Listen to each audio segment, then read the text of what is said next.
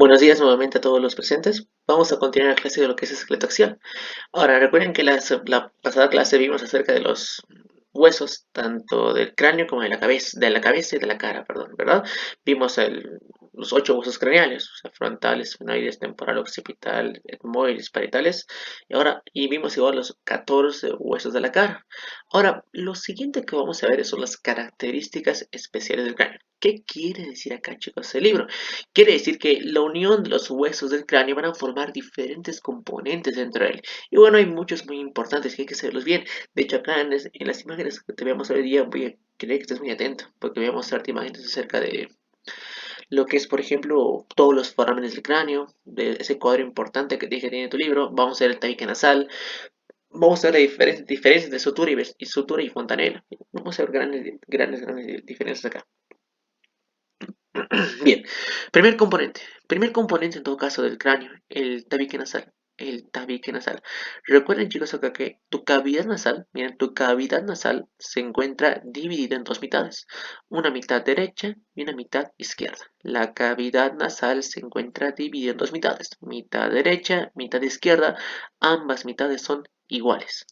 Recuerden esa parte. El tabique nasal se encuentra en la línea media. Ahora, este tabique tiene tres componentes. Tres componentes. Dos son huesos, uno va a ser cartílago. Por ejemplo, acá, miren, la parte superior del tabique nasal está formado por la lámina perpendicular del etmoides. En la parte superior del tabique nasal está formado por la lámina perpendicular del etmoides. En cambio, la parte inferior del tabique nasal se encuentra formado por el vómer. Recuerden que el vómer es un huesito triangular, ¿verdad? Un hueso triangular, planito, que limita superiormente con lo que es el esfenoides etmoides, inferiormente palatino maxilar, ¿verdad? Así que recuerden, vómer. Así que por ahora, miren, los dos componentes óseos del tabique nasal son la lámina perpendicular del etmoides y lo que es el vómer inferiormente. Etmoides superiormente, vómer inferiormente. En cambio, anteriormente hay un cartílago. Se llama el cartílago septal. El cartílago septal o cartílago de la nariz es un tipo de cartílago hialino. Bien, hialino. Recuerden que un cartílago hialino es un cartílago bien débil, ¿no? Bien débil. Es el más común, pues bien débil. Así que los tres en conjunto. Cartílago septal anteriormente, lámina perpendicular del etmoides superiormente y el vómer inferiormente, los tres en conjunto van a formar el tabique nasal. Tabique nasal. Bien, tengan en cuenta esa parte, por favor, es muy importante esa parte. Un poco de clínica. Por ejemplo, acá tengo el tabique nasal desviado. Cuando el tabique nasal se desvía de la línea media, miren, cuando el tabique nasal no se proyecta en esta línea media, se llama tabique nasal desviado. Ahora, en este caso el tabique es desviado.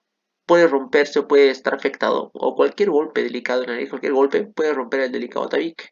Ahora, este tabique desviado bloquea el flujo de aire en el lado restringido de la nariz. Miren, aquí algo que ustedes van a aprender pronto, o que ya saben algunos. Nuestros, Nuestras fosas nasales, bien, la fosa nasal se llama narina, bien.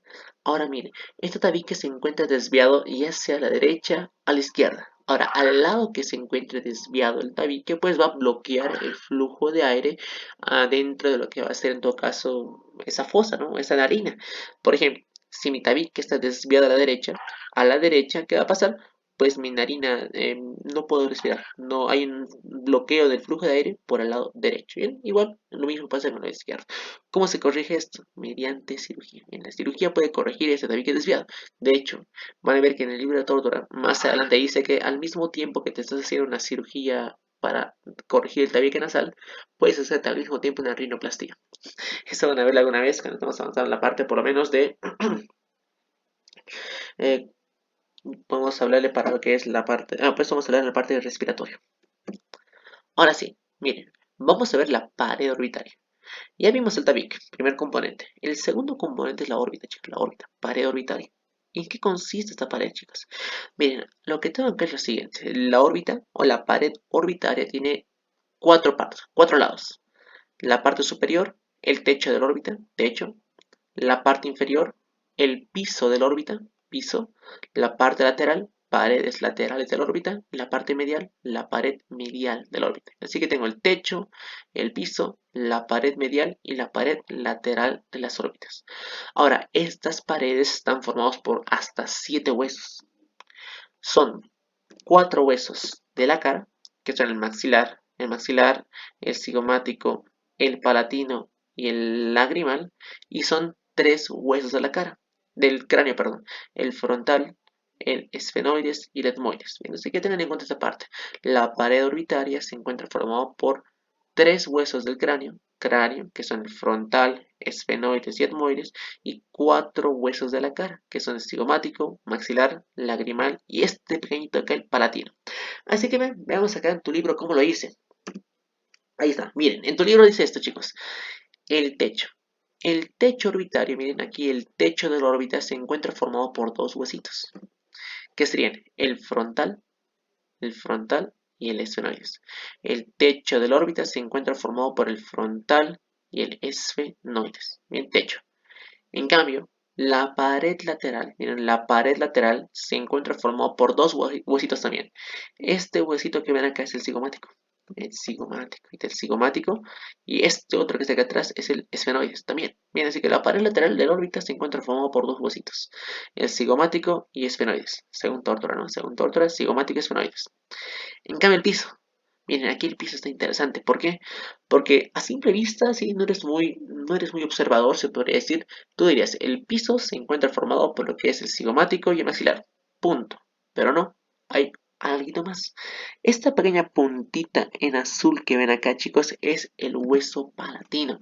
Recuerden que cuando hablamos de esta parte, en lo que era el día martes, el palatino es un hueso en forma de L. Es un hueso en forma de L.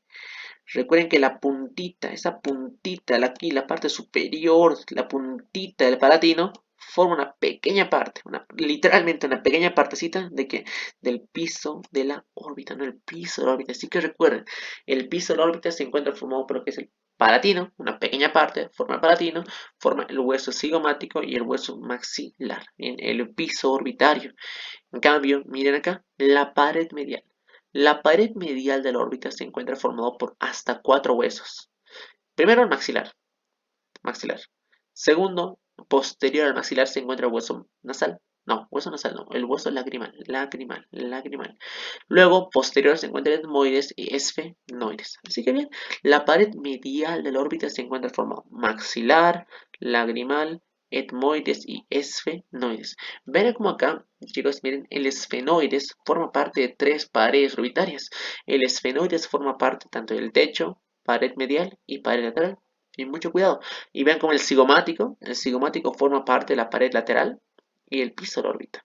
Porque la pregunta no viene así como que, miren, el techo de la órbita es tanto. La pregunta viene como para hacerte pensar. Tienes que saber aquí y analizar mucho más. Así que por favor tengan mucho cuidado. Son 3 huesos craneales y 4 huesos de la cara. Sepan bien esta parte, por favor. Ahora, así como tengo qué huesos forman la pared orbitaria, tengo lo siguiente. ¿Qué forámenes se encuentran en las órbitas? Y bueno, miren, acá tengo 5, supone 5, más que forámenes, 5 orificios, vamos a decirlo. Porque van a ver que aquí, aparte de forámenes, hay fisuras, hay incluso fosas. Así que hay 5 orificios en la cual rodean las órbitas. 5. Bien, vamos aquí a contarlos uno por uno. Por ejemplo, el primero, el que se encuentra acá en el techo de la órbita, se llama, chicos, no, perdón, vamos a hablar de este primero, hablemos de este mejor. El foramen del conducto óptico. Bien, el foramen del conducto óptico. Recuerden que el foramen del conducto óptico se encuentra en el esfenoides. De la unión del ala menor y el cuerpo anterior a la silla turca se encuentra el foramen del conducto óptico, por donde va a pasar el nervio óptico y la arteria oftálmica. Eso ya lo vimos alguna vez. Luego, lo siguiente.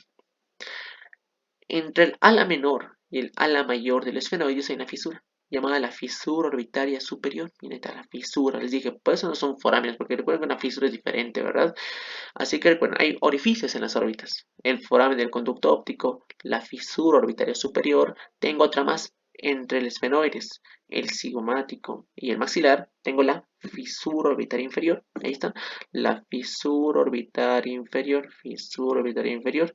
Luego tengo otra aquí. Miren, en el techo de la órbita hay un foramen. Ahora sí, se llama foramen supraorbital. orbitario, bien, en el techo de la órbita, foramen supraorbitario. Y tú dirás, seguramente el otro foramen es este que está abajo, el infraorbitario. No, el otro no es ni siquiera un foramen, es una fosa.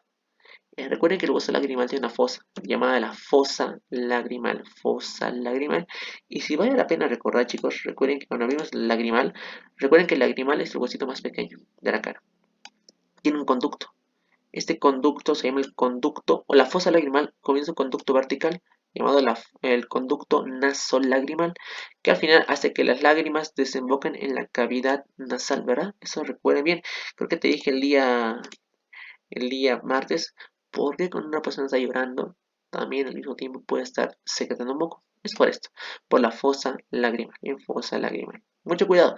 Así que son 5 orificios en las órbitas, podemos decirlo de esta manera.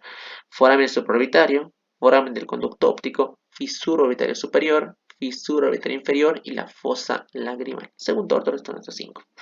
Ahora bien, ya que vi forámenes en las órbitas, ahora voy a ver. Esto lo usaba más yo para el examen de reconocimiento, que tienen que dar siempre cada viernes, pero en este caso no va a haber como tal un reconocimiento. Pero sí mañana voy a traer huesitos para que hagamos grupitos y aprendamos a reconocer. Bien, eso sí, porque yo voy a avanzar una buena cantidad.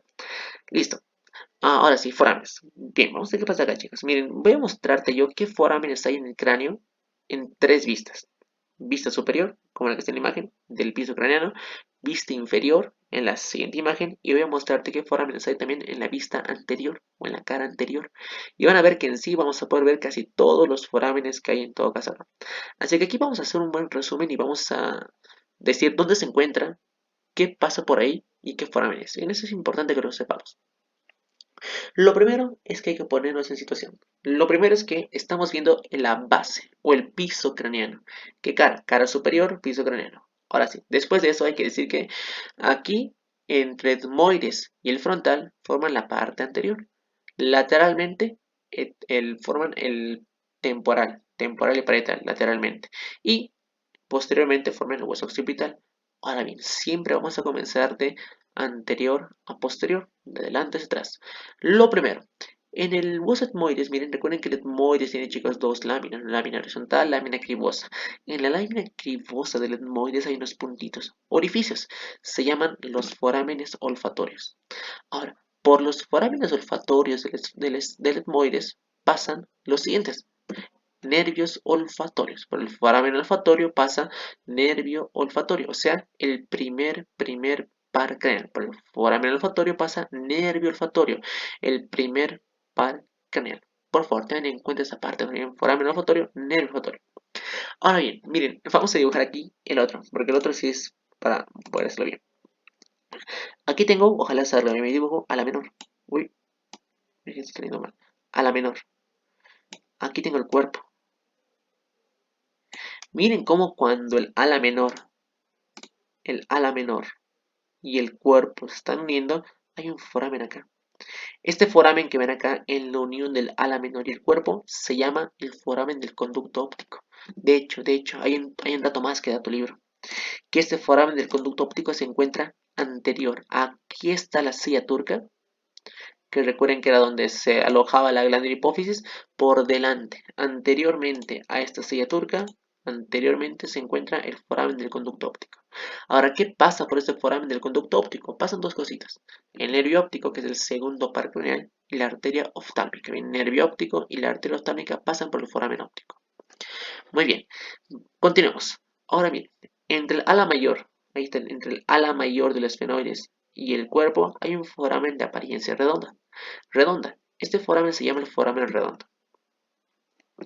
Por el foramen redondo va a pasar la rama maxilar del nervio trigémino. Bien, por el foramen redondo atraviesa la rama maxilar del nervio trigémino. Maxilar del nervio trigémino. Foramen redondo, bien. Nada más. Ahora, esta parte espero que se acuerden bien. Recuerden que el esfenoides, chicos, tiene forma de una mariposa con las alas abiertas. De hecho, el esfenoides tiene sus patitas, ¿verdad? Tiene dos patitas, llamadas las apófisis pterigoides. Ahora, en la base de la apófisis pterigoides hay un foramen que comienza. Se llama este foramen es el foramen oval. El foramen oval se encuentra en la base, se encuentra en la base de las apófisis pterigoides. Ahora, por dicho foramen oval, atraviesa la tercera rama del trigémino. Eso quiere decir que es la rama mandibular del nervio trigémino. Recuerden que el trigémino se llama de esta manera trigémino porque tiene tres ramitas: oftálmica, maxilar, mandibular. Por ahora estamos viendo dos ramitas, la maxilar y la mandibular. La rama maxilar atraviesa por el foramen redondo. En cambio, el ramo mandibular atraviesa lo que va a ser el foramen oval. Bien, tengan mucho cuidado con esa parte. Esa es pregunta sí o sí de examen, chicos. Foramen redondo, ramo maxilar trigémino. Foramen oval, ramo mandibular. Es una pregunta de examen sí o sí. Ahora bien, lo siguiente. Miren, acá tengo lo siguiente. Entre lo que va a ser el esfenoides y el occipital, y de hecho, si podemos llamar igual al temporal. Entre el temporal, el esfenoides y el occipital hay un foramen es rasgado. Este foramen se llama foramen lacerum, o llama igual foramen rasgado anterior. Ahora, este foramen lacerum o rasgado anterior, en una persona viva, está cubierto por una membrana de fibrocartílago. Bien, esto recuerden bien. El foramen lacerum en una persona viva se encuentra cubierto por lo que es fibrocartílago. Bien, foramen lacerum, un foramen rasgado. Ahora, por este foramen lacerum va a pasar lo siguiente. Va a pasar una rama de la arteria faríngea ascendente. Y esto ya lo vimos. Rama de la arteria faríngea ascendente pasa por el foramen lacerum. Luego, ¿qué más tenemos acá? Otro foramen más. Uy, miren, recuerden que acá tengo una parte triangular. ¿No? Aquí está la parte triangular. La parte triangular del temporal se llama la porción petrosa. Ahora miren, en la porción petrosa del temporal, de hecho se ve mejor en otra carita, pero aquí igual tengo que mencionarlo. En la porción petrosa del temporal hay un foramen. Se llama el foramen carotidio. El foramen carotidio. Ahora, por el foramen carotidio que se encuentra en la porción petrosa del temporal, pasa lo siguiente: la arteria carótida interna y el nervio simpático para los ojos. Arteria carótida interna y nervio simpático para los ojitos. ¿Qué más? Voy a borrar esta parte de acá para que sea un poco mejor el siguiente foramen. Me quiero borrar esta parte. Voy a marcarlo aquí con mi puntero. Ahora sí. Siguiente. Miren, aquí está la porción petrosa del temporal. Literalmente, entre el temporal y el hueso occipital, entre el occipital y el temporal se encuentra un foramen. Se llama el foramen yugular, o llamado también foramen rasgado posterior. Bien, recuerden, entre el temporal y el occipital hay un foramen llamado foramen yugular o foramen rasgado posterior, por el cual va a pasar, como te dije alguna vez, pasan Messi y sus amigos. ¿Cómo es esto? Que pasa el número 10, pasa el 9 y pasa el 11. Pasa el glosofaringio, noveno par craneal, pasa el vago, el décimo par craneal, y pasa el onceavo, el accesorio, el onceavo par craneal. Además pasa una vena, la vena yugular interna. Bien, vena yugular interna. Si te preguntan alguna vez, ¿dónde se encuentra el foramen yugular? Pues se encuentra entre el temporal y el occipital, foramen yugular o foramen rasgado posterior. Miren la nueva flechita acá. Se llama el conducto auditivo interno o meato auditivo interno. Recuerden que por este meato auditivo interno va a pasar lo que es dos nervios craneales, el 7 y el octavo. El facial y el vestíbulo coclear, el octavo par craneal. Bien, pasan por el meato auditivo interno pasa el 7 y el 8. Luego tengo lo siguiente acá. Y aquí está el siguiente conducto. Se llama el conducto hipogloso o foramen hipogloso. Ahora, ¿por qué? Miren que aquí hay algo interesante acá.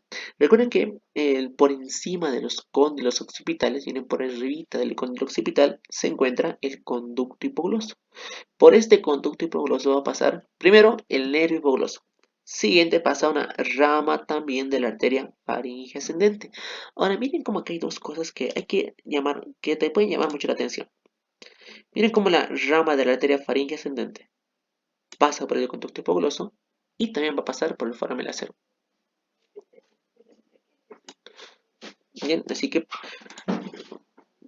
las ramitas de la arteria faríngea ascendente pasan por el foramen lacerum y por el conducto hipogloso como tal. Luego el último foramen, este gran foramen que se ve acá, gran foramen, se llama el foramen magno, chicos, foramen magno. Ahora por el foramen magno va a atravesar lo siguiente: el bulbo raquídeo y sus membranas. Recuerden que el bulbo raquídeo, la médula espinal se convierte en bulbo raquídeo cuando atraviesa lo que va a ser el foramen magno, pasa el nervio accesorio y las arterias vertebrales y arterias espinales. Ahora aquí yo quisiera resaltar lo siguiente: Vamos a resaltar aquí con otro colorcito para que se note un poco más. Viene como el accesorio, pasa por el foramen yugular y también pasa por lo que va a ser el foramen magno. ¿Alguna otra cosa más que acá podemos resaltar? Creo que por ahora no. Algo más. Miren como acá, en todo caso, siempre que vemos cráneo, es carótida interna. Es vena yugular interna. Cuidado que alguna vez te pongan la palabra externa. Nada que ver, bien, nada que ver. Mucho cuidado con esta parte de ojo. Así que, miren, en todo caso, estos serían los forámenes que se van a observar en una vista superior. Espero que te sirva. De hecho, esto sirve demasiado, sirve muchísimo cuando llevamos el reconocimiento de huesos, que mañana igual vamos a reconocer un poquito de esas partes, ¿bien? Así que nada, forámenes del cráneo en la cara superior. Ahora me toca ver lo siguiente. Vamos a ver ahora los forámenes del cráneo, pero en otra vista. Una vista inferior. Ahí está, una vista inferior. Bien, bien, bien. Qué bueno aquí se ve. ¿Y por qué te lo pongo en este color? Porque obviamente cuando tú ves un cráneo no está en colores. Está así, un color medio que amarillo, era un tono medio apagado. Así que por eso te lo puse de esta manera. Para que sea más reconocible para ti. Ahora sí, miren, siempre vamos a empezar de adelante a atrás, de anterior a posterior. Esta es una vista inferior de lo que es el cráneo. Ahora bien, primero foramen. Posterior, por detrás de los dientes incisivos hay un foramen. Se llama el foramen incisivo. Por el foramen incisivo va a pasar ramos del vaso palatino mayor y nervio naso o nervio palatino. Bien, foramen incisivo. Posterior al diente incisivo se encuentra el foramen incisivo, por el cual va a pasar ramos del vaso palatino mayor y nervio palatino. Muy bien. Ahora miren, acá sé que se pueden ver otros forámenes más, por ejemplo, este es el oval, el espinoso, el acerum, pero por ahora no los vamos a mencionar, porque esto ya lo vimos en el anterior. Estos ya están, es el oval, espinoso, lacerum, bien, son forámenes también. Aquí está la cavidad bucal, qué sé yo. Ahora bien, vamos con lo siguiente. El siguiente foramen que podemos ver es el siguiente, chicos. Este. Aquí, bueno, está lo mismo, lo que te comenté alguna vez. Aquí se encuentra la porción petrosa, la porción petrosa del temporal. En la porción petrosa del temporal hay un foramen, el que se ve mucho mejor, se llama el foramen carotidio. Por el foramen carotidio va a pasar la arteria carótida interna y nervios simpáticos para los ojos, nervios simpáticos para el ojito y la arteria carótida interna. Luego miren, ¿qué más tengo acá? Aquí está, este foramen es muy bueno. ¿Por qué? Recuerden que el temporal tiene dos apófisis, la apófisis estiloides y la apófisis mastoides. Entre la apófisis estiloides del temporal y la apófisis mastoides del temporal hay un pequeño foramencito. Ahí justo ahí no está marcando mi puntero. Ese foramen que se encuentra entre ambas apófisis se llama el foramen estilomastoideo. Por el foramen estilomastoideo van a pasar dos cositas. El nervio facial y la arteria estilomastoidea. Bien, por el foramen estilomastoideo pasa el nervio facial y la arteria estilomastoidea. Luego, ¿qué más tengo acá? Miren, este otro foramen se encuentra, si tú lees el libro, si tú lees la parte de la teoría del libro, no se encuentra este foramen ahí en la teoría, pero sí se encuentra en tu cuadro 7.3. Se llama el foramen mastoideo. Y chicos, este foramen fue preguntado en el parcial, fue preguntado en el propio oficial. Así que por el foramen mastoideo, miren, se encuentra posterior a lo que va a ser en todo caso la apófisis mastoides entre el hueso occipital y el hueso temporal. Ahora, el foramen mastoideo, miren, el foramen mastoideo, por ahí va a pasar lo siguiente. Una vena emisaria hacia el seno transverso y la rama de la arteria occipital hacia la dura madre. Recuerden que la dura madre es una meninge, ¿no? Una meninge craneal. Por ende, en todo caso aquí, por el foramen mastoideo va a pasar la vena emisaria hacia el seno transverso y la rama de la arteria occipital hacia la dura madre. Esa parte tenganlo muy en cuenta, por favor. ¿Qué más? Miren, ahí tengo otro foramen más. ¿Qué más se puede ver? El foramen oval, el foramen lacerum, este es el yugular, por ejemplo. Se puede ver incluso un foramen condilo y el foramen magno. Bien, así que los demás te los puse así de otra manera porque eso ya lo vimos algunos bien.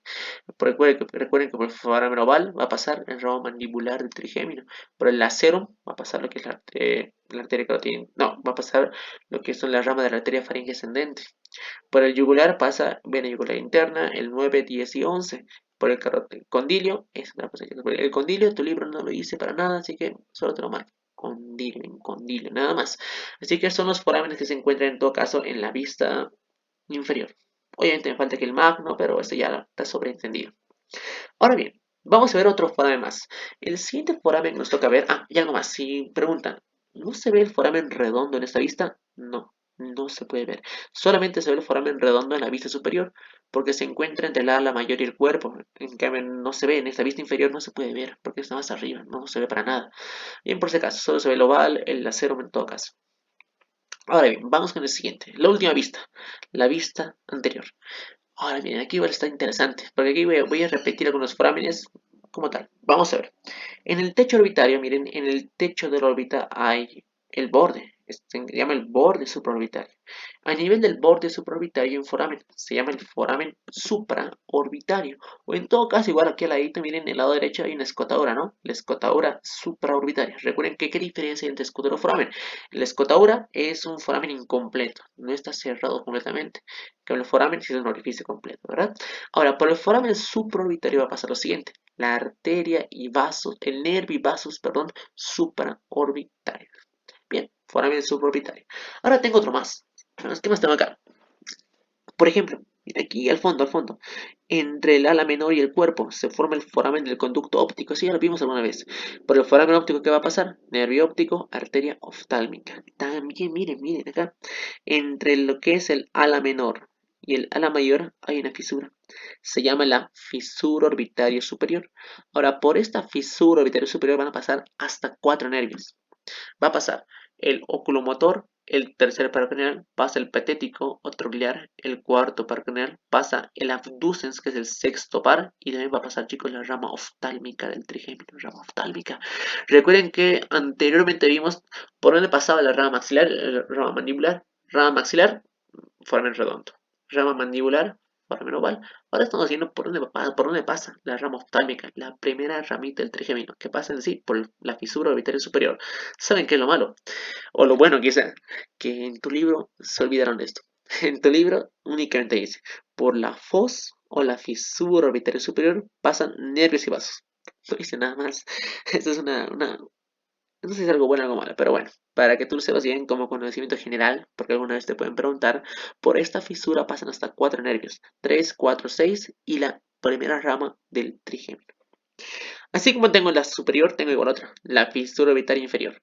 Ahora, por esta fisura orbitaria inferior sí van a pasar únicamente las venas oftálmicas inferiores y lo que va a ser la arteria infraorbitaria. Bien, bien, fisura orbitaria inferior. Bien, ¿qué más tengo acá?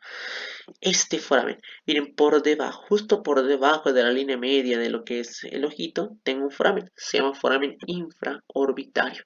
Por el foramen infraorbitario van a pasar dos cositas. Primero, vasos y nervios infraorbitarios. Y lo siguiente, la rama maxilar del nervio trigémino. Rama maxilar, chicos. Acuérdense bien esta parte. Ramo maxilar, lo que es el nervio trigémino. Rama maxilar del trigémino. Muy importante. Así que si yo aquí te puedo recalcar dos cositas. Una cosita nada más. Voy a aquí marcar en amarillo otra vez. Ah, no, en amarilla. En la rama maxilar del trigémino, aparte de atravesar por el foramen infraorbitario, pasa por el foramen redondo. Aquí tengo la otra rama, la rama oftálmica, que pasa por la fisura orbitaria superior. Y luego en esta vista no se ve el foramen oval, que va a pasar por ahí la rama mandibular del trigémino. Luego miren, otro foramen más. Uy, esto es interesante. ¿Por qué? Les dije yo el día lunes, si no me equivoco. La mandíbula tiene dos caras. La cara lateral de la mandíbula y por dentro de la rama la cara medial. En la cara medial o en la superficie medial de la rama de la mandíbula hay un foramen. El foramen mandibular. El foramen mandibular es el comienzo de un conducto. El conducto mandibular que atraviesa lo que es la rama mandibular y el cuerpo. El conducto mandibular. Por este conducto mandibular va a pasar el nervio alveolar inferior y vasos sanguíneos. Ahora lo siguiente, el último foramen. Por debajo del segundo premolar hay un foramen, llamado el foramen mentoniano. Por el foramen mentoniano va a pasar lo siguiente: vasos y nervios mentonianos. Y voy a marcar eso con otro colorcito. Un color, digamos, no sé, celeste, digamos como de odontólogos. Miren, recuerden que este alveolar inferior y estos nervios mentonianos son los que buscan los odontólogos para colocar la anestesia. Bien, para hacer algún tratamiento en la boca, el odontólogo busca el nervio alveolar inferior y el nervio mentoniano para colocar ahí dicha anestesia. Bien, nada más, chicos. En todo caso, esto sería el foramen en la cara anterior. De hecho, creo que en el posterior no vemos ningún foramen. Ya vimos el superior, ya vimos el inferior. Lateralmente tampoco se ve nada, de hecho no se ve nada. Y pues la cara anterior, como ven acá, sí se ve bien. Y por favor, para el día de mañana y para el día sábado en su examen tienen que saber bien todos los forámenes del cráneo. Es importantísimo que sepan bien todos los forámenes, porque esto sí o sí es pregunta de propedéutico, tanto acá en la preparatoria como en el propedéutico oficial. Bien, repasen bien esta parte. Espero que el material les sirva mucho. Bien, vamos con la gente. Las suturas, chicos, las suturas. Primero, para hablar de suturas, lo que hay que decir es lo siguiente. Una sutura es una articulación.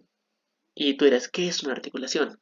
Una articulación es el punto unión de dos huesitos. Miren por acá, un huesito más otro huesito forman una articulación. Pues la sutura es un tipo de articulación. Más específicamente, la sutura es una articulación de tipo fibrosa. Eso vamos a verlo más adelante. Bien, suturas. Ahora, las suturas se encuentran en huesos craneales. Los nombres de una sutura reflejan los huesos que unen. Por ejemplo, hay una sutura, por ejemplo, una sutura que se llama la sutura parietotemporal. La sutura parietotemporal o temporoparietal une lo que va a ser el hueso temporal al hueso parietal. Es una sutura, ¿no? Miren cómo el nombre de una sutura refleja los huesos que unen. Pero no siempre va a ser de esa manera. Por ejemplo, la sutura entre el frontal y los parietales, esta sutura acá se llama la sutura coronal. Sutura coronal o sutura frontal. Bien, entre lo que es el frontal y ambos parietales se encuentra la sutura coronal o sutura frontal. Luego, entre lo que va a ser ambos parietales, miren, entre el izquierdo y el derecho, entre ambos tengo otra sutura más, se llama la sutura sagital. La sagital está entre lo que es el parietal izquierdo y parietal derecho, sagital. En cambio, miren, entre el occipital y el parietal tengo otra sutura más. Se llama la sutura lamboidea, lamboidea, que une el occipital y parietal. Y la última, entre lo que va a ser el parietal y el temporal tengo otra sutura más. Se llama la sutura escamosa. Recuerden que la sutura escamosa une el temporal con el parietal y tiene otro nombre más, ¿no? Se llama la sutura temporoparietal. Suturas. Bien, es importante que conozcan dichas suturas para su examen el día sábado y para toda la vida, por favor. Bien, coronal, sagital, lamboidea y sutura escamosa. Y esto vamos a volver a avanzarlo en articulaciones. Senos paranasales. Recuerden que un seno paranasal es una cavidad que está revestido de mucosa y que en su interior tiene aire, básicamente. Ahora, comenté el día martes que hay 4 huesos en la cabeza que tienen senos paranasales. Son el frontal, el esfenoides, el etmoides y lo que va a ser en todo caso acá, por último, el maxilar. Bien, el maxilar, esfenoides, etmoides y frontal tienen senos paranasales. Ahora bien, lo primerito, hay que decir que los senos paranasales están ausentes al nacimiento. Ausentes, un paciente cuando nace no tiene sus senos. Cuando va creciendo y su cabecita aumenta de tamaño, erupcionan los dientecitos, recién se empiezan a formar los senos paranasales, alrededor de los 2, 3, 4 años de vida. Ahora, ¿qué pasa acá? La inflamación de los senos paranasales se llama sinusitis. Sinusitis. Bien, la palabra itis siempre es inflamación. La sinusitis es la inflamación de los senos paranasales. Ahora, un paciente que es muy menorcito, un paciente que es menor de edad, no sé, un paciente que es, por ejemplo, del recién nacido, un lactante, un recién nacido, no puede tener sinusitis. ¿Por qué? Porque en sí no tiene senos paranasales. Si tú ves en un paciente, si tú ves que da un diagnóstico de sinusitis a un recién nacido, es imposible. Está mal el diagnóstico. Porque recuerden que estos senos están ausentes al nacimiento. Ahora, estos senos, al ser cavidades, miren, afectan la calidad de la voz. O sea, que tú puedas hablar correctamente como ahora, que pueda yo expresarme correctamente, sin ningún tipo de voz nasal, es por culpa o es gracias a quién? A los senos paranasales. Ahora miren cómo los senos paranasales van a desembocar. Su conducto desemboca en la cavidad nasal. Mira, aquí está el seno frontal, esfenoidal, etmoidal y lo que va a ser en todo caso el seno maxilar, ¿no? Desembocan en la cavidad nasal. Ahora, cuando un paciente está resfriado o tiene una sinusitis, esto no hay. Cuando hay una sinusitis, este seno se llena de aire. No, no se llena de aire, se llena, perdón, de moco, de pus, bien, de moco, pus, y que sea sinusitis, y que tapa lo que va a ser tu cavidad nasal, lo tapa. Bien, nada más. Lo siguiente. Lo siguiente es casi lo penúltimo que vamos a hacer de cráneo, chicos. Lo penúltimo de cráneo. De hecho, luego de esto vamos a pasar un poco a columna. Creo que estamos haciendo un buen ritmo. Si estoy avanzando muy rápido, por favor, dígame. Siento yo que estoy avanzando un poco lento, así que ojalá se estén teniendo esa parte. Ahora sí, vamos a ver lo siguiente acá. Se llaman las fontanelas. Las fontanelas. Ahora miren, las fontanelas son tejidos, son cartílago. Es cartílago y mesénquima. Recuerden que el mesénquima es el tipo de tejido conectivo que va a formar otros tipos de tejido conectivo. O sea, es decir, que el mesénquima es como la célula madre. Es aquella célula no especializada que va a formar otros tipos de tejido conectivo, mesénquima. Ahora, al nacimiento, nosotros al nacer no tenemos una sutura como tal. Al nacimiento tenemos lo que es una fontanela. Porque imagínense qué pasaría si yo naciera ya con suturas hechas. O sea, nazco ya con mi coronal, sagital, lamboide y el resto. No, mi cabeza no crecería, chicos. Mi cabeza no podría expandirse para nada. Por ende, las fontanelas, miren, las fontanelas al nacimiento permiten la flexibilidad del cráneo. O sea que el cráneo pueda crecer, pueda agrandarse constantemente cuando vas tú creciendo, ¿verdad? Así que recuerden, no nacemos como tal con suturas, nacemos con las fontanelas. Y de hecho, acá tenemos cuatro tipos de fontanelas en el recién nacido. Algo más. Estas fontanelas en un futuro tienen que convertirse en lo que va a ser hueso. Recuerden que eso hablamos alguna vez, eso lo hemos dicho la semana pasada. Dijimos que el cartílago es precursor de hueso. Ahí está. Este cartílago que ven acá llamado fontanela en un futuro se convierte en huesito. Eso vamos a verlo ahora. Ahora tú dirás, ¿cuánto tiempo tarda una fontanela en convertirse en hueso? O en otras palabras, ¿cuánto tiempo tarda en cerrarse? Pues depende. ¿Depende de qué? Del tamaño de la fontanela. Por ejemplo, la fontanela más grande es esta, la fontanela anterior. La fontanela anterior se encuentra entre el hueso frontal y el hueso parietal, y tal anterior. La anterior se encuentra entre el frontal y el hueso parietal. Ahora, como es la fontanela más grande, más grande, cierra entre 18 a 24 meses de vida. O sea, esto se va a cerrar, se cierra entre 18 y 24 meses de vida. De hecho, miren, si tú tienes un hermanito recién nacido o algún familiar recién nacido, tú puedes palpar su fontanela anterior. Si tú palpas la parte superior de la cabecita y vas a encontrar como una parte colchonada. Este es un buen ejercicio, una buena forma de experimentar, ¿no? Porque si tú ahora te tocas su cabeza, la parte de donde está la sutura coronal, por ejemplo, te tocas ahí, no hay nada, es duro. Pero si tú tocas a un pacientito que es un recién nacido, vas a ver cómo su fontanela es bien blandita. En vez de que sea duro, es más blandito, es blandito. Se llama la fontanela anterior, es una grande, que cierra a los 18 a 24 meses de vida.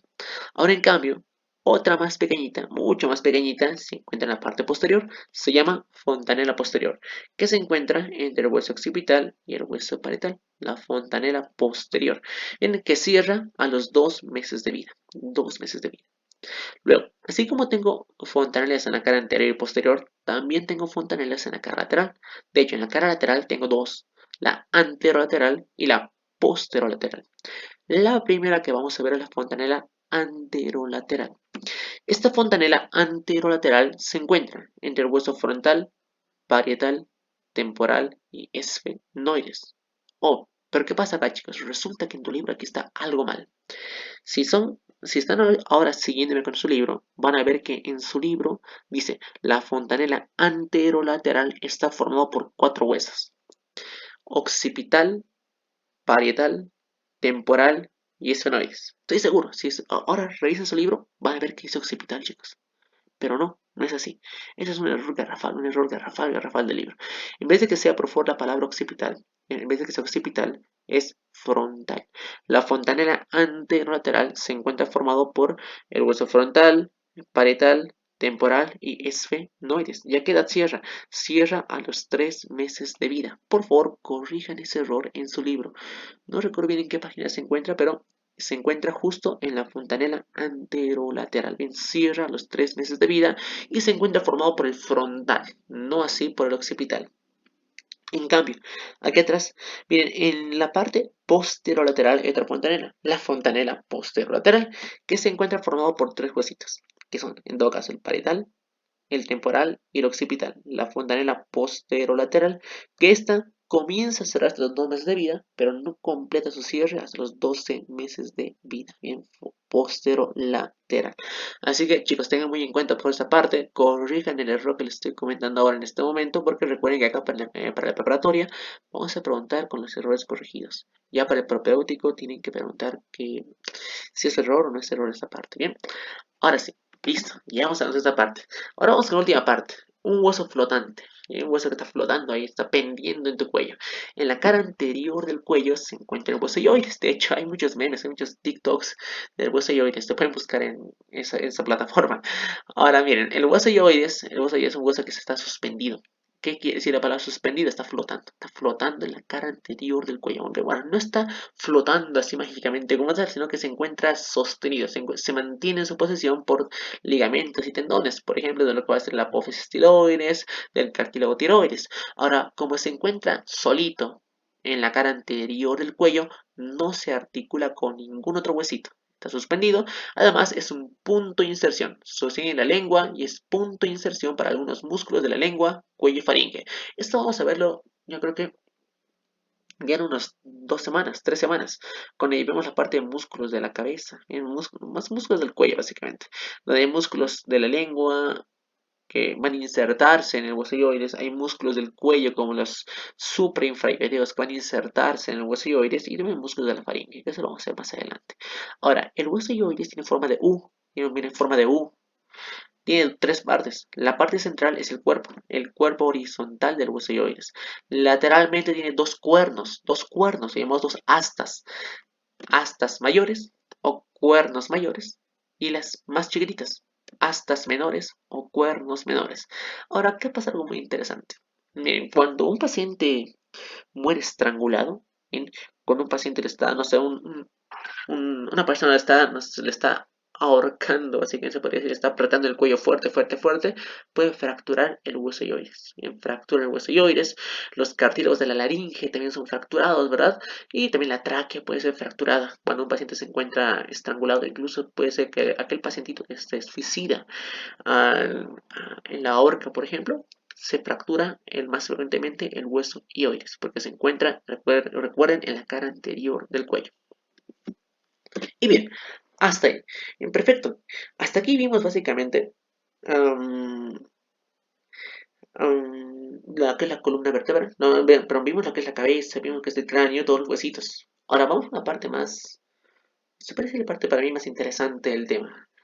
O la parte más compleja, también se puede decir, la columna vertebral. Ahora, aunque la columna vertebral parezca sencilla, chicos, tiene sus pequeños detalles. Y recuerden que la pregunta es, o la cosa está en aprender los detalles. Porque que te pregunten cuántos huesos tiene la cabeza, 22.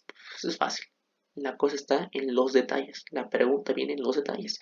Así que siempre van a aprender completo de esta manera. Primero, la columna vertebral está formada por una serie de huesitos llamados vértebras. Las vértebras conforman la columna vertebral. De hecho, tengo 26 vértebras en un adulto, pero tengo más vértebras en un recién nacido. ¿Por qué? Miren, normalmente del adulto son 26 vértebras. Sus 26 están divididos en 5 segmentos. El primer segmento se llama el segmento cervical. De hecho, las vértebras cervicales son 7. 7 vértebras cervicales. El siguiente segmento es el torácico. Son 12. 12 vértebras torácicas. 12 vértebras torácicas. El siguiente segmento es el lumbar. El lumbar son 5. 5 vértebras lumbares. A ver, 12 más 7, 19. 19 más 5, 24. O 24. En el adulto hay un sacro. Un sacro. Y hay un coxis. En total, ¿cuánto sería? 26. Bien, en el adulto hay 26 vértebras. Hay 7 vértebras cervicales. Hay 12 vértebras torácicas. 5 lumbares. Un sacro completo fusionado y un coxis también. Ahora, ¿qué pasa acá? Resulta que en un recién nacido, durante el desarrollo inicial, es un poquito diferente. ¿Por qué? En el recién nacido hay 7 vértebras cervicales. ¿Sí? Hay 7 cervicales, lo de siempre. Hay 12 torácicas, lo de siempre también.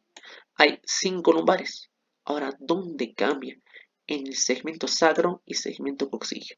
Durante el desarrollo inicial, en un recién nacido hay hasta 5 huesos sacros. ¿Por qué? Porque aún, chicos, no se encuentra fusionado. Hay hasta 5, 2. Bien, aún no se encuentra fusionado. Bien, eso es tener en cuenta. En lo que es el sacro, en el recién nacido no está fusionado y son 5 huesos sacros. En cambio, el coxis en el recién nacido son 4. 4. Ahora a ver, contemos otra vez. 12 más 7, 19. 19 más 5, 24. 24 más 5, 24 más 5, 29. 29 más 4, 33. Cabal, ¿no? Todo cabal, todo la cuenta clarita. Así que recuerden, en el recién nacido son 33 vértebras. En el adulto, como nosotros, aunque bueno, no como nosotros todavía no. En el adulto, en unos 40, 50 años, es 26 vértebras normales. Ahora bien, obviamente igual la columna vertebral representa la altura de tu cuerpo, ¿no? Representa la gran parte de la altura de tu cuerpo. Y algo más, diferentes segmentos de tu columna vertebral son móviles, o sea, hay partes de tu columna que puedes mover. Por ejemplo acá, la vértebra cervical, la torácica y las lumbares puedes moverlo. ¿Cuándo? Por ejemplo, las vértebras cervicales yo muevo cuando bajo la cabeza. Al bajar la cabeza, al flexionar la cabecita, muevo las vértebras cervicales. Luego, al hacer flexiones, ¿no? Al hacer flexiones, muevo las vértebras torácicas. Al moverme, igual al levantarme de la cama, muevo las torácicas. O, por ejemplo, incluso al estar en la discoteca y al bailar el baile famoso llamado perro intenso, muevo lo que son las vértebras lumbares, ¿verdad? Exacto ahí. Ahora, los siguientes segmentos no son móviles, que son en sí el sacro y el coxis. El segmento sacro y el segmento coxígeo, chicos, no son móviles, no llegan a moverse, no llegan a moverse. Nada más, sacro y coxígeo no se mueven. Que los móviles, cervical, torácico y lumbar. Muy bien, perfecto, perfecto.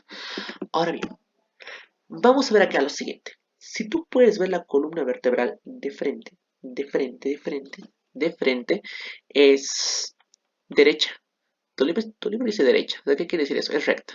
De frente, la columna vertebral es recta, es derecha.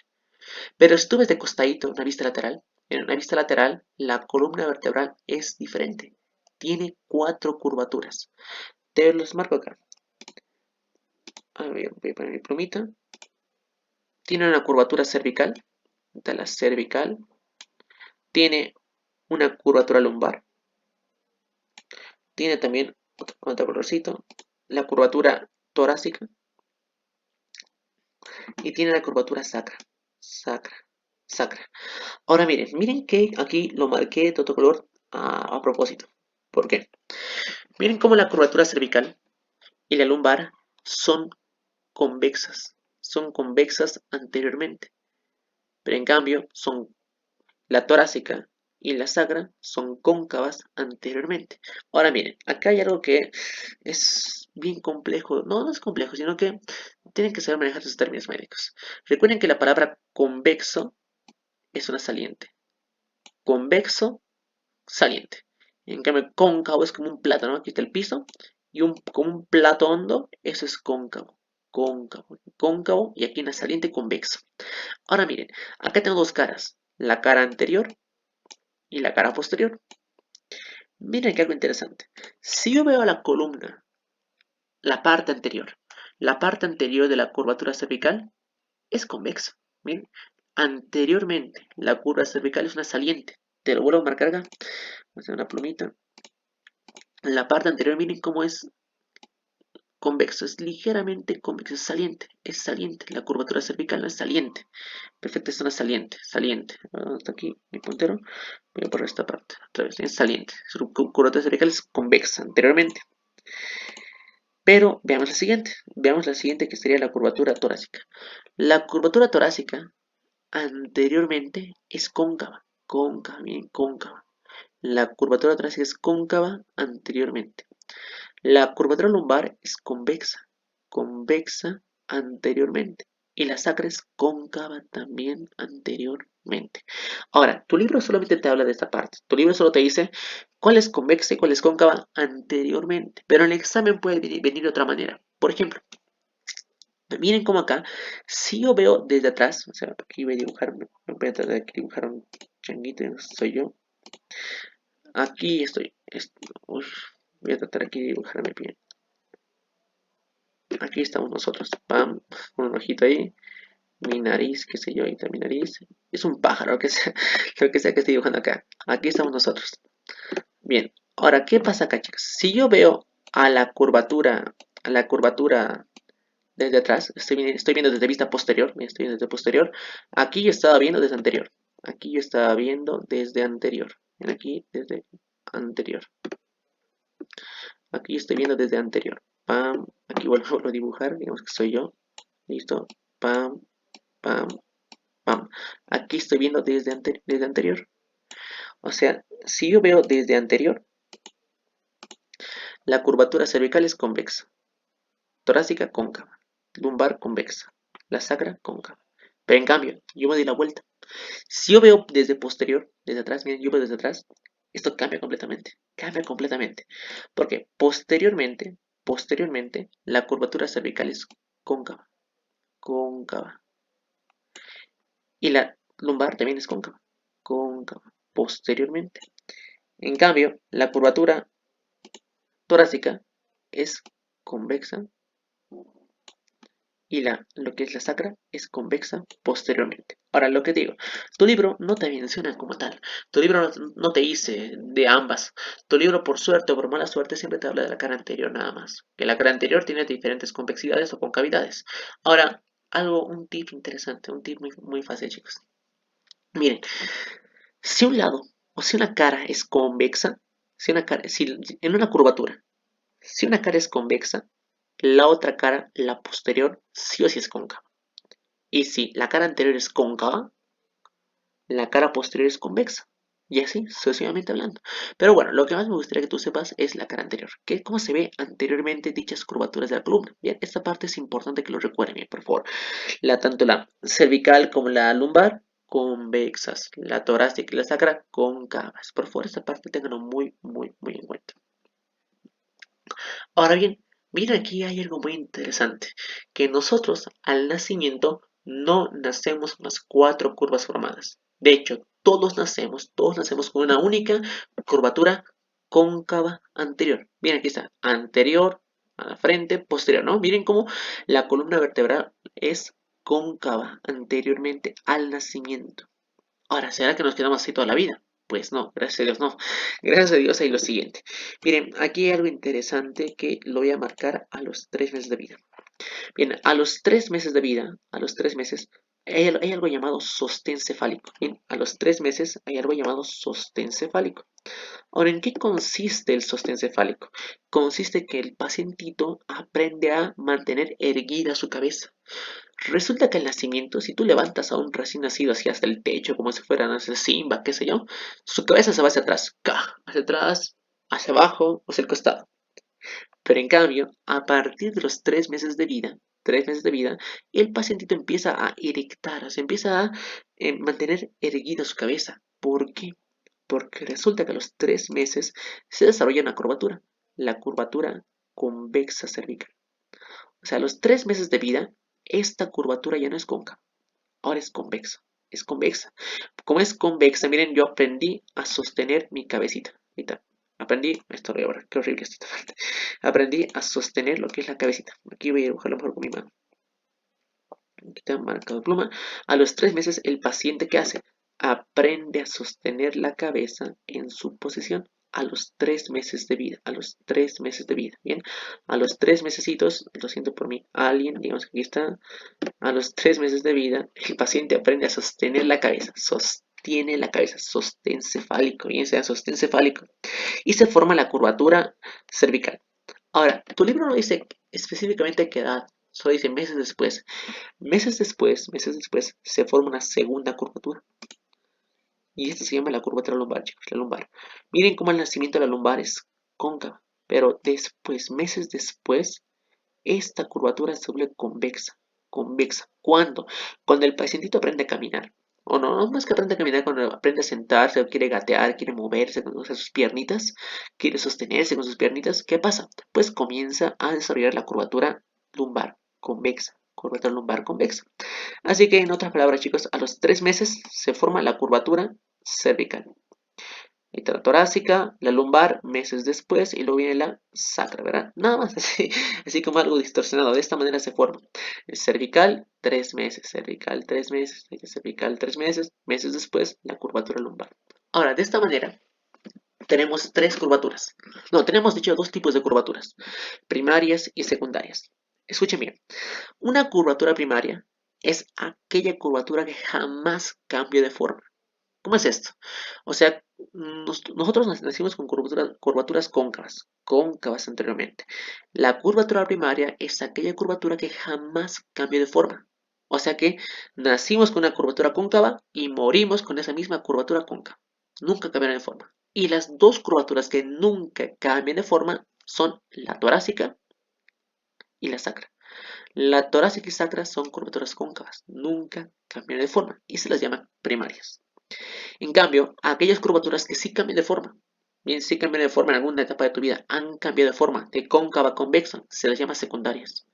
Un ejemplo, la curvatura cervical y la lumbar son convexas, son secundarias, convexas, secundarias. Y esa parte, por favor, tenganlo muy en cuenta, ¿sí? Las secundarias son convexas, secundarias son las convexas, la cervical y la lumbar. Las primarias son las que son cóncavas para siempre, la torácica y la sacra. Bien, esta parte tenganlo muy en cuenta, por favor. Ahora bien, lo siguiente, los discos intervertebrales. La columna vertebral se encuentra separada, o cada hueso, cada vértebra de la columna vertebral se encuentra separada por un disco de fibrocartílago llamado disco intervertebral.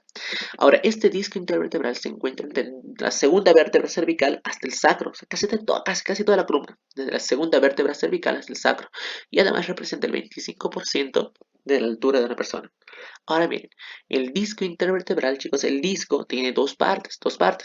La parte externa del disco se llama anillo fibroso externo, que es fibrocartílago, es una parte dura. Bien, la parte posterior, no, perdón, la parte periférica, la parte externa se llama anillo fibroso externo, una parte dura. En cambio, la parte interna se llama núcleo pulposo interno, que es una parte literalmente más blandita. Así que recuerda, el disco intervertebral tiene una parte externa, anillo fibroso externo, y una parte interna que es más blanda, llamada núcleo pulposo interno. Núcleo pulposo interno.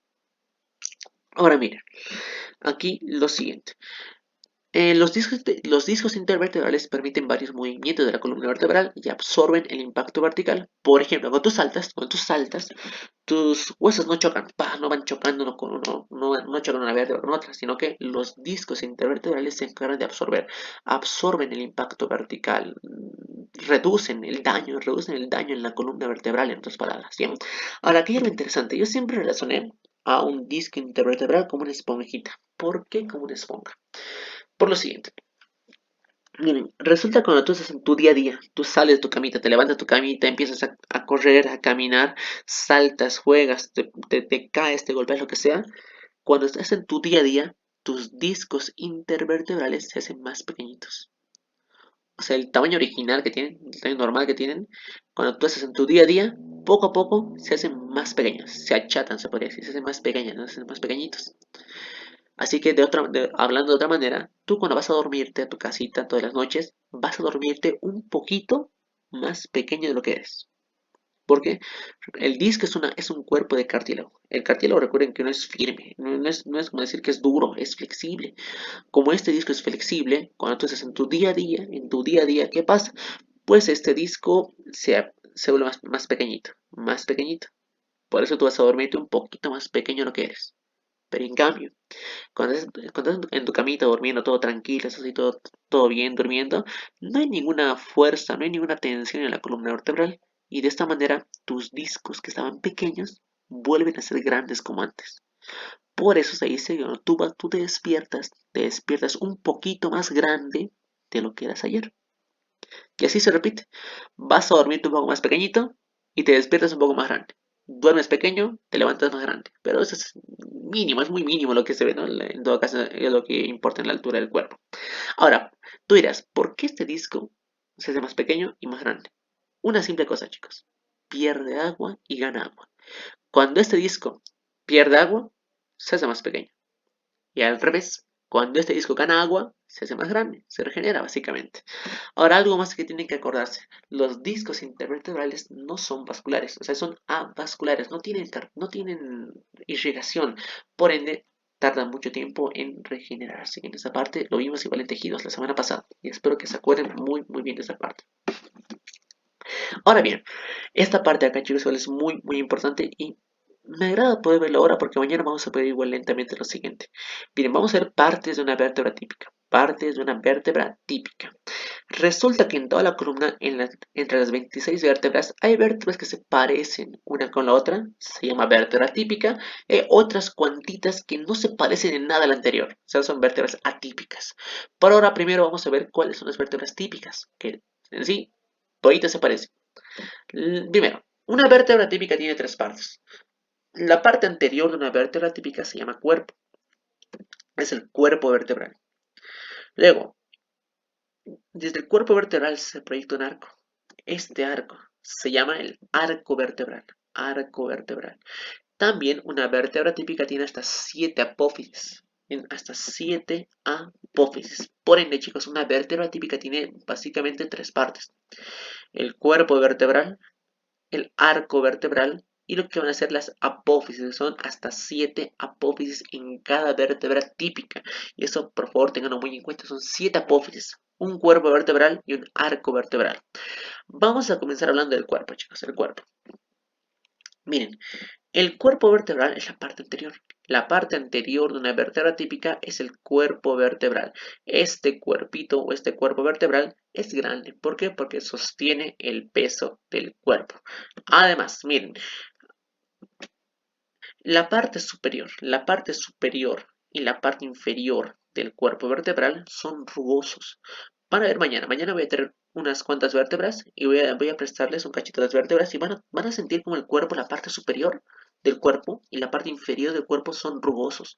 ¿Por qué son rugosos? Porque contienen o tienen que sostener a un disco, al disco intervertebral. Bien, así que la parte inferior del cuerpo y la parte superior son rugosos porque tienen que sostener al disco intervertebral. ¿Listo? Ahora también en la cara anterior y la cara lateral de la vértebra típico del cuerpo vertebral hay forámenes. Se llaman forámenes nutricios que nutren lo que va a ser el cuerpo vertebral. Forámenes nutricios. Ahora sí, escuchen bien aquí lo siguiente, ya como esta parte del cuerpo. Algo más, el cuerpo va a ser más grande dependiendo de qué segmento de la columna hablemos. Por ejemplo, el cuerpo vertebral en la vértebra cervical es más pequeñito, pero cuando va más abajo, más distalmente, ¿verdad? Más alejado, en la parte lumbar es más grueso, más grande, porque soporta la mayor parte del peso del cuerpo. Y lo vamos a ver eso después. Ahora bien, lo siguiente. Aquí vuelta con lo mismo. Una pieza superior, ahí está la cara anterior, aquí anterior y aquí atrás posterior. Posterior, anterior. Muy bien. Ahora bien, escuchen bien esta parte. Posterior, o sea, hacia atrás del cuerpo vertebral, hay unas proyecciones cortitas y gruesas. Esta proyección corta y gruesa se llama pedículo. Es el pedículo, chicos. Y ojo, cuidado con esta parte. El pedículo es solamente esto. Este es un pedículo. Pedículo. Ahí está, pedículo, que es grueso y además es bien cortito. Pedículo. Esta cosa que ven acá en blanco, esta es una apófisis articular. Esta no es un pedículo. Esto no es un pedículo. El pedículo es lo que marqué en cuadraditos. Un pedículo es una proyección corta y gruesita. Bien, pedículos cortos y gruesos, posterior al cuerpo. Ahora, más posteriormente, este pedículo corto y grueso se vuelve lo contrario, se vuelve plano y largo. Esta proyección plana y larga, bien, esta proyección plana y larga del pedículo se la conoce como lámina. Estas son las láminas, ¿sí? Las láminas son proyecciones largas y planas, láminas. Así que tengan en cuenta esa parte, por favor. Bien, el esquema en la imagen de la izquierda está muy buena. Porque miren, ahí está el pedículo corto y gruesito, posterior al cuerpo, y luego vienen las láminas. Ahora miren, la unión del pedículo y la lámina de un lado con el pedículo y la lámina del lado opuesto van a formar un arco en la vértebra. Este arco se llama el arco vertebral. La unión del pedículo y las láminas con las del lado opuesto forman un arco, el arco vertebral. Ahora, el arco es lo mismo en foramen, no lo es. ¿Por qué? Veamos acá lo siguiente, escuchen bien. El arco vertebral es únicamente, se puede decir un foramen incompleto. ¿Bien? El arco vertebral es entre pedículos y láminas. Pero, si yo uno el cuerpo vertebral más el arco vertebral, se forma un foramen, el foramen vertebral. Ahí está, esto que está marcado en amarillo es el foramen vertebral, foramen vertebral. Ahora, por dicho foramen vertebral va a pasar lo siguiente, la médula espinal, pasa tejido adiposo, tejido conectivo areolar y vasos sanguíneos. Así que por favor, tengan muy en cuenta esa parte, por favor. Bien, voy a aquí borrar porque es medio feo esta parte. Aquí está. Bien, recuerden bien esa parte, por favor. Bien, así que ahí, bueno. Posterior al cuerpo vertebral, pedículos, pedículos cortos y gruesitos. Posteriormente, láminas, planas y delgadas. La unión del pedículo con la lámina, arco, arco. Pero la unión del arco vertebral con el cuerpo vertebral forman el foramen vertebral, foramen vertebral, el foramen vertebral. Esa parte tenganlo muy, muy en cuenta, por favor.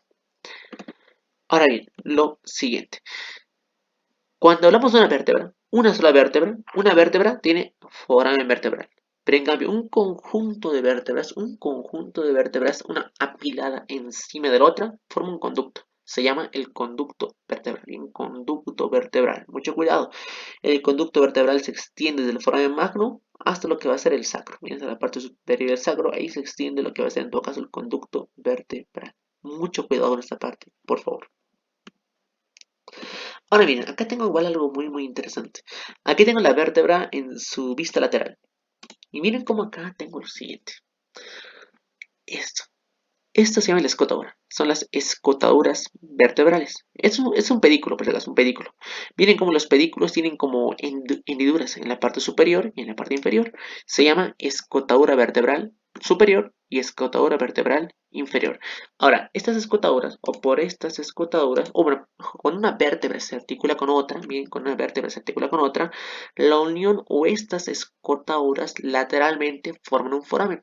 Este foramen formado entre las escotaduras de las vértebras se llama foramen intervertebral. Foramen intervertebral, que por ahí van a pasar los nervios. Miren cómo aquí salen nervios espinales o entran nervios espinales que transportan información hacia la médula o desde ella. Miren qué interesante, qué buena imagen se ve acá.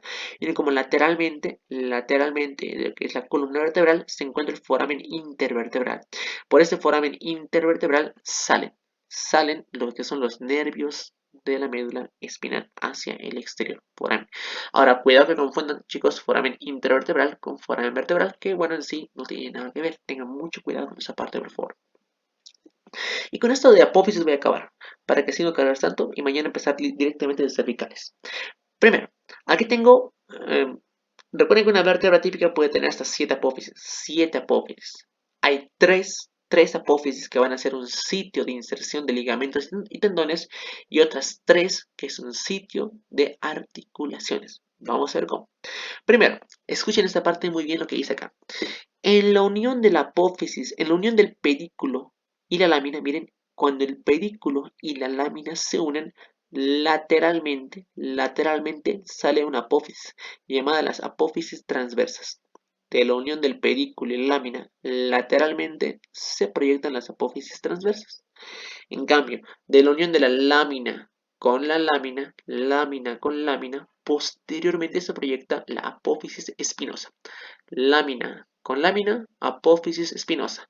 Pedículo con lámina, lateralmente, apófisis transversa. Ahora estas 3 apófisis, 1, 2, 3, son sitio de inserción para los diferentes músculos del cuerpo.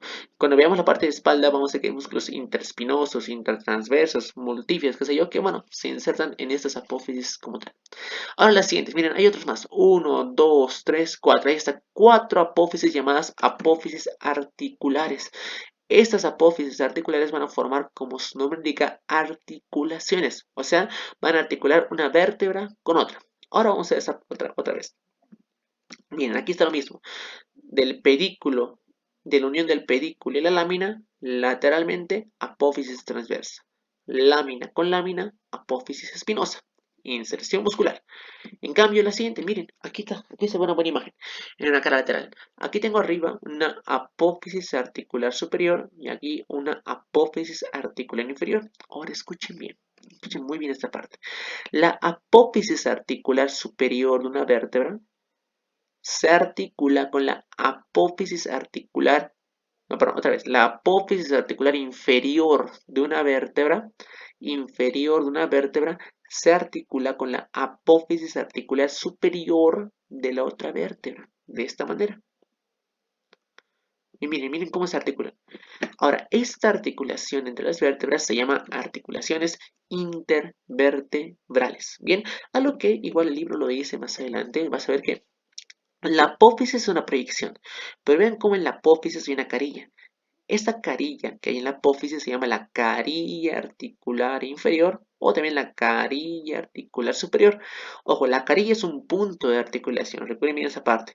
Aquí tengo la apófisis. La apófisis es la saliente. Y en la saliente hay una carilla, las carillas articulares.